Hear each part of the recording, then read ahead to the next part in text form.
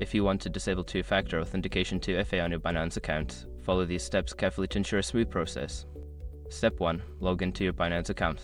Start by visiting the Binance website and logging into your account using your credentials. Make sure you have access to the email or phone number linked to your account for verification purposes. Step 2. Navigate to Security Settings. Once logged in, go to your account settings. Look for the Security tab in the menu.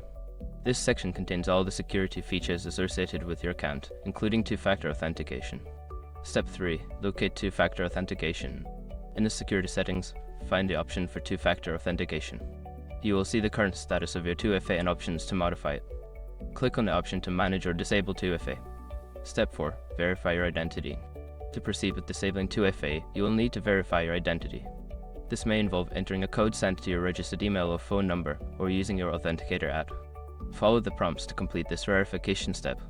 Step 5. Disable two-factor authentication.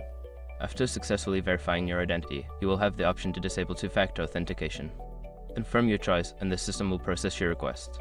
You should receive a notification confirming that 2FA has been turned off. Make sure to review your account security settings after disabling 2FA to ensure your account remains secure. Always consider the implications of turning off such security features.